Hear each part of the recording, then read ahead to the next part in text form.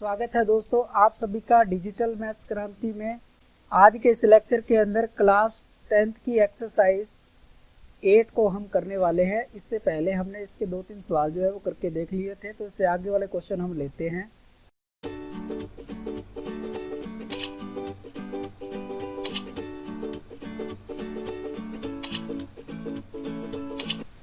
Question number 4 के अंदर दोस्तों हमें यहाँ दे रखा है 10 मीटर ऊंची मीनार के शिखर से, अगर यहाँ पे हम 10 मीटर ऊंची कोई मीनार ले लें, ये हमारी मीनार है जो कि 10 मीटर इसकी ऊंचाई है।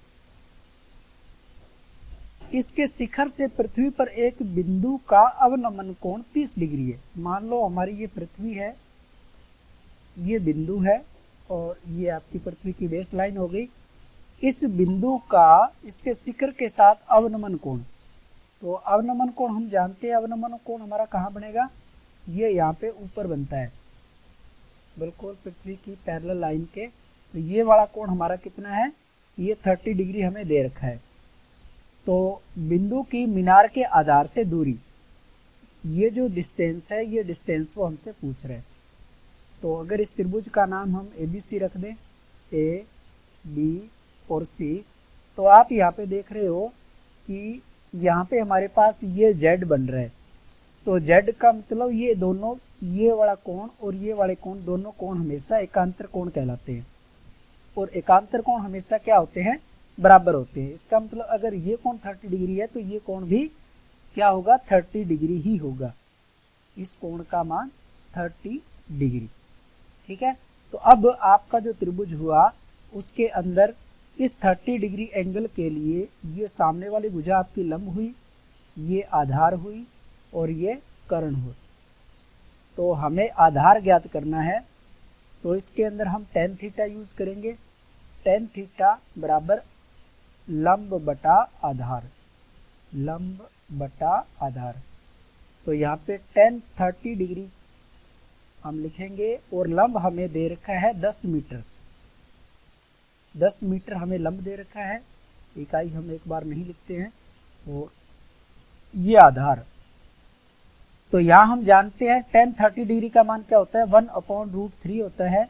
और ये 10 बटा नीचे आपका आधार है, तो आधार को आप इधर लेके आओगे तो आधार का मान 10 गुणा √3 और इकाई हमारी मीटर की है, तो मीटर में आंसर आएगा, यानी कि 10 √3 हमारा आंसर होगा। तो आप इसमें देख रहे हैं कि जो फर्स्ट ऑप्शन है वो हमारा सॉल्यूशन हो गया। क्वेश्चन नंबर 5 की बात करें तो यहाँ दिया है एक नदी के ऊपर एक पुल नदी के तट के साथ 45 डिग्री का कोण बनाता है। तो नदी के पुल की लंबाई भी हमें दे रखी है 150 मीटर हो, तो नदी की चौड़ाई हमें निकालनी है। तो दोस्तों इसके लिए हम यहाँ पे ये नदी मान लेते हैं कि ये आपकी नदी है, ठीक है, जिसपे पानी जो है वो बह रहा है। अब यहाँ पे एक पुल बना हुआ है, सपोज कर लेते हैं कि ये इस प्रकार से है और इस तट के साथ ये जो कोण बना रहा है, ये कोण 45 डिग्री का बना रहा है। तो हमें इसकी चौड़ाई निकालनी है, नदी की चौड़ाई। तो इस डायग्राम को आप समझ गए होंगे। ये आपका ABC कोई ट्रायंगल हमने ले लिया, इस एंगल के लिए लंब आधार करनी, यानी कि हमें इसका लंब निकालना है, ये लंब ज्ञात करना है। और हमें इस पुल की चौड़ाई दे रखी है, पुल की चौड़ाई जो है 150 मीटर है। तो यहाँ आपको कर्ण जो है वो दे रखा है, आपको लंब निकालना है। तो हम लंब और कर्ण के अंदर जो संबंध देखते हैं वो साइन थीटा का होता है। साइन थीटा बराबर लंब बटा कर्ण, लंब बटा कर्ण। तो यहाँ पे आ जाएगा साइन 45 डिग्री, लंब हमें पता नहीं है और कर्ण हमें 150 दे रखा है। तो साइन 45 डिग्री का मान हम जानते हैं 1/√2 होता है और ये लंब बटा 150। तो यहाँ से अगर 150 को हम वज्र गुणन करें तो आपका ये हो जाएगा 150/√2 और ये हमारा लंब आ गया। लेकिन ऑप्शन के अंदर ऐसा देखें तो ऐसा ऑप्शन हमें अवेलेबल हमारे पास नहीं है, तो इसको हमें रेशनलाइज करना पड़ेगा, यानी कि प्रमेयीकरण करेंगे, √2 का ऊपर नीचे गुणा करेंगे।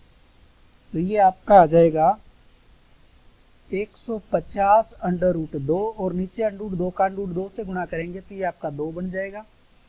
अब हम देखते हैं कि 2 जो है वो 150 से कैंसिल होगा, तो यहाँ ऊपर हमारे पास 75/2, 75/2 ये हमारे लंब की लंबाई आ जाएगी, जो कि हमें ऑप्शन में दे रखा है। कौन सा ऑप्शन है? आपका डी ऑप्शन जो है वो सही है।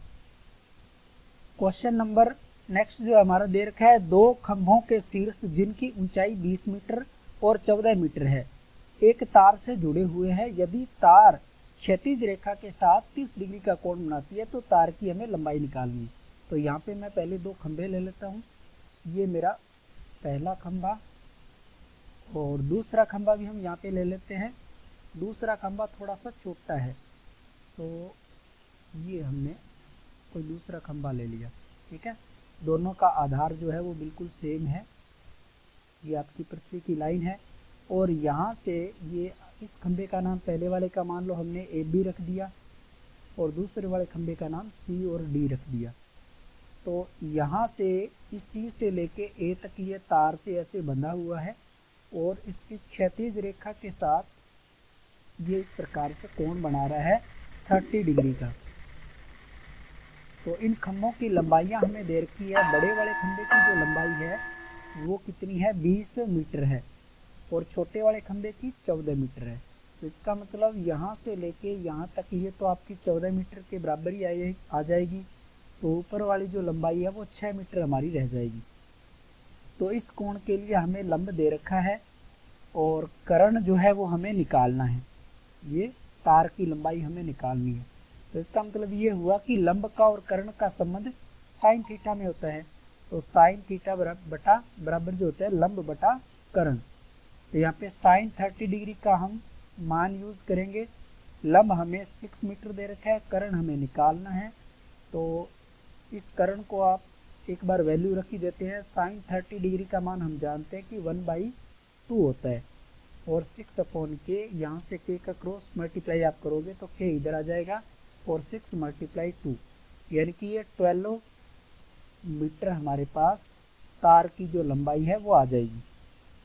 तो ऑप्शन आपका इसमें फर्स्ट वाला जो है ये 12 मीटर फर्स्ट ऑप्शन सही है। हालांकि दोस्तों क्वेश्चन आपके ABCD ऑप्शन के अंदर दे रखे हैं, लेकिन फिर भी हमें जो है डायग्राम बना के क्वेश्चन को सॉल्व करना ही पड़ेगा। अगर आप डायरेक्ट करोगे तो गलती हो सकती है। क्वेश्चन नंबर 7 के अंदर, यदि किसी मीनार के आधार से A तथा B, जिसमें A बड़ा है B से, दूरी पर उसी सरल रेखा पर स्थित दो बिंदुओं से मीनार के शिखर के उन्नयन कोण क्रमशः 30 डिग्री और 60 डिग्री हमें यहाँ पे दे रखा है। तो हम सबसे पहले एक मीनार ले लेते हैं। मान लो ये आपकी एक मीनार है और इस मीनार से कुछ दूरी पे है ना, एक हम यहाँ पे नीचे वाली जो रेखा है वो भी आप पृथ्वी लाइन भी आप चाहो तो यहाँ पे ऐसे बना लें। यहाँ हमने बना ली। अब इस लाइन पे हमें दो बिंदु दे रखे हैं। तो पहला बिंदु मान लो हम यहाँ मान लेते हैं B पॉइंट और दूसरा बिंदु हम यहाँ मान लेते हैं A पॉइंट। ये A पॉइंट, ठीक है। इसने क्योंकि दिया है कि आधार से जो डिस्टेंस है, ये आपका आधार है, इसको आप PQ मान सकते हो मीनार को। यानी कि इस आधार से जो दूरी है B की दूरी से A की दूरी ज़्यादा है और इसके जो कोण दे रखे हैं वो कोण भी हमें दे रखे हैं 30 डिग्री और 60 डिग्री। तो इसके लिए भी हम लाइन जो है वो यहाँ से ड्रा कर लेते हैं। तो इस पॉइंट से लेके ये इस पॉइंट तक और दूसरी लाइन जो है वो भी हमने यहाँ से लेके ये ले ली, ठीक है। इनके जो एंगल हैं या कोण आपको दे रखे हैं, ए पे बनने वाला कोण कितना होगा? 30 डिग्री का होगा और बी पे बनने वाला जो कोण है वो 60 डिग्री का होगा। अब इसका लॉजिक भी है, क्योंकि जैसे जैसे बिंदु दूर जाएगा वैसे वैसे ये जो ए वाला कोण आप देख रहे हो ये छोटा होता जाएगा और जैसे जैसे नज़दीक आएगा कोण बड़ा होता जाएगा, ठीक है। तो इन कोणों को ध्यान से आपको सही लेना है। अगर 30 आपने यहाँ ले लिया, 60 यहाँ ले लिया तो गलत हो जाएगा। तो ये हमने सही ले लिए हैं। अब इसमें हमें और क्या दिया है? बस ये इतनी इन्फॉर्मेशन दे रखी है और मीनार की जो ऊंचाई है, इस ऊंचाई को हम h मान लेते हैं, ये हमें निकालनी है, ठीक है। तो बल्कि इसमें हम एक काम और कर सकते हैं, ये जो हमने बी लिया है ना, इस बी को यहाँ से हम रिमूव कर देते हैं, इसका नाम हम आर रख देते हैं और इस डिस्टेंस का नाम बी दे देते हैं, ठीक है, ये ज़्यादा सही रहेगा। और इस ए को हम कोई नया नाम एस दे देते हैं और यहाँ से लेके पूरी जो डिस्टेंस है क्यू तक, उस पूरी डिस्टेंस को हम ए दे देते हैं, अब ज़्यादा सही रहेगा। तो यहाँ पे हमारे पास दो ट्राइंगल बन रहे हैं। पहला ट्राइंगल है पी क्यू और आर। इसमें अगर हम टेन थीटा लें, टेन थीटा लंब बटा आधार, तो ये 1060 डिग्री आ जाएगा। 1060 डिग्री इक्वल टू लंब का मतलब हमने h माना है ऊंचाई, और आधार हमारे पास कितना है, b है। तो यहाँ से हम देख रहे हैं कि 1060 डिग्री का मान √3 होता है और h बटा b, तो b अगर यहाँ मल्टीप्लाई हम करें तो ये आ जाएगा b√3 इक्वल टू h। ये हमारे पास वैल्यू आ गई, ठीक है। और अगर दूसरे ट्रायंगल की बात करें तो दूसरा ट्रायंगल हमारे पास है पी क्यू और एस। इसमें अगर हम टेन थीटा लें तो ये हमारे पास आ जाएगा एल बटा ए, और 10 यहाँ पे हमारे पास 30 डिग्री और एल का मान h है और आधार यहाँ पे a है। तो 1030 डिग्री की वैल्यू हम जानते हैं 1/√3 होती है h/a। तो ये हमारे पास आ जाएगा इस प्रकार से। तो हम यहाँ पे इनको रिवर्स कर लेते हैं, यानी कि a बटा h इधर आ जाएगा और ये √3/1 आ जाएगा, ठीक है। तो यहाँ से हम क्या करें, a/h इक्वल टू √3, ये हमने एक रिलेशन बना लिया। और इधर भी जो हमने पहले निकाला था उसमें ये नीचे वाला पार्ट है उसको हम हटा देते हैं, ऊपर वाला रिलेशन है वो ही हमारे काम का है, ये रख लेते हैं, ठीक है। तो यहाँ से हम क्या करते हैं, √3 और √3 दोनों वैल्यू हमारे पास आ गई, इनको हम अब इक्वल रख सकते हैं। ये आपकी इक्वेशन नंबर फर्स्ट और ये इक्वेशन नंबर सेकंड। तो हम इक्वल रखेंगे तो ये आएगा h/b और ये आ जाएगा a/h। अब इनका क्रॉस मल्टीप्लाई करेंगे तो ये h² इक्वल टू ab और h इक्वल टू आ जाएगा √ab। तो ये हमारे पास ऊंचाई आ जाएगी √ab। जो ऑप्शन आपका अब इसमें हम देखें तो ऑप्शन हमारा सी जो है वो हमारा सही है। क्वेश्चन नंबर 8 के अंदर हमें दिया है 25 मीटर ऊंचे एक स्तंभ के शीर्ष से एक मीनार के शीर्ष का उन्नयन कोण और मीनार के पाद का अवनमन कोण समान हो तो मीनार की ऊंचाई क्या है। हमने यहाँ पे दो स्तंभ पहले ले लिए हैं, पहले वाले को ये स्तंभ कह रहा है तो पहले इसका नाम हम स्तंभ रख देते हैं, ठीक है। ये छोटे वाला जो है इसको हम स्तंभ रख देते हैं इसका नाम, और इसकी जो ऊंचाई है वो 25 मीटर है, ये हमें दे रखा है। और अब क्या कह रहा है कि इसके शीर्ष से मीनार के शीर्ष का उन्नयन कोण, यहाँ से मुझे पता चला कि मीनार इससे ऊंची होगी तभी तो उसके शीर्ष का उन्नयन कोण बनेगा। तो यहाँ से हम ये हमारी लाइन इस प्रकार से ये एंगल बनाएगी, और एंगल जो है वो हमेशा क्षैतिज के साथ समांतर होता है। तो इसके लिए हम यहाँ पे नीचे जो पृथ्वी के समांतर ये लाइन हमने ले ली। तो इसका मतलब ये हुआ कि ये जो हमारा एंगल है, ये तो एंगल आपका दे रखा है इसने, अब यहाँ पे एंगल इसने कुछ दिया नहीं है तो उस एंगल को हम x मान लेते हैं, जो भी x डिग्री एंगल होगा, ठीक है। ये बाद वाली जो बड़े वाली है इसको हम मीनार मान रहे हैं, मीनार। और ये कह रहा है कि मीनार के पाद का अवनमन कोण।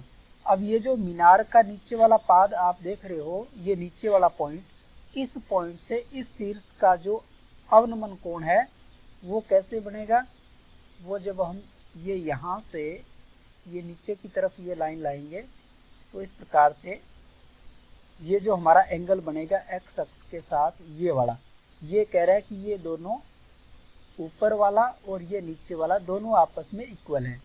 हालांकि इस डायग्राम के अंदर दोनों इक्वल नहीं बने हैं, ऊपर वाला छोटा दिख रहा है, नीचे वाला बड़ा दिख रहा है, लेकिन क्वेश्चन के अंदर हमें समान दिए हैं तो इसको हमें इक्वली लेके चलना है। इतना हमें दे रखा है फिर वो हमें मीनार की ऊंचाई निकालने को कह रहा है कि इस मीनार की आप ऊंचाई बताओ कितनी होगी। ऊंचाई को फिलहाल हम यहाँ पे h मान लेते हैं एक बार, ठीक है। तो करते हैं अब इस सवाल को। तो सबसे पहले हम इनके कुछ नाम रख देते हैं, जैसे A, B, C और D और ये E, ये हमने कुछ नाम रख दिए। और इस मीनार में अगर हम देखें तो ये डिस्टेंस आपकी 25 मीटर होगी यहाँ से लेके यहाँ तक, क्योंकि इधर 25 मीटर है तो ये भी 25 मीटर ही होगी, ठीक है। और ऊपर वाली अगर डिस्टेंस हम कुछ यहाँ पे अलग मान लें, यह डिस्टेंस आप इसको चाहो तो मान लो यहाँ पे, चलो y मान लेते हैं, ठीक है। ये डिस्टेंस आपकी y है इतनी। तो हमारा पहला काम क्या रहेगा, हम ये जो नीचे E से B है उस डिस्टेंस को निकालेंगे। उस डिस्टेंस को निकालने के लिए सबसे पहले मैं एकांतर कोण ले लेता हूँ। ये वाला कोण अगर आपका x डिग्री का है तो ये वाला कोण भी हमारा क्या रहेगा, x ही रहेगा, है ना। या आप अगर इस डायरेक्ट ऊपर वाले त्रिभुज के अंदर निकालना चाहो तो ऊपर वाले में भी निकाल सकते हो। तो ऊपर वाले में चलो हम निकाल लेते हैं। सबसे पहले हम बात करते हैं त्रिभुज, ये जो आपका है ई, बी और सी के अंदर, ये जो त्रिभुज ऐसे नीचे की तरफ बना हुआ है, यहाँ से लेके ऐसे नीचे की तरफ, इसकी बात कर रहे हैं, ठीक है। इस त्रिभुज में इस x कोण के लिए ये जो सामने वाली 25 मीटर है ये तो आपका लंब हो जाएगा, ये हमारा कर्ण हो जाएगा और ये वाली जो है ये आधार हो जाएगी, ये वाली लाइन। तो हमें आधार निकालना है किसकी सहायता से, लंब की सहायता से।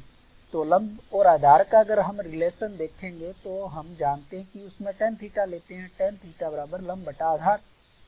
तो tan यहाँ पे x डिग्री है और लंब हमें दे रखा है 25 और आधार हमें पता नहीं है।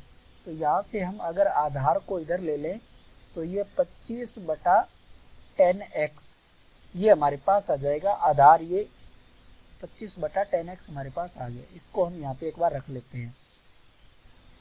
अब मान लो ऊपर वाले त्रिभुज की अगर बात करें, इसको हम हटा दें।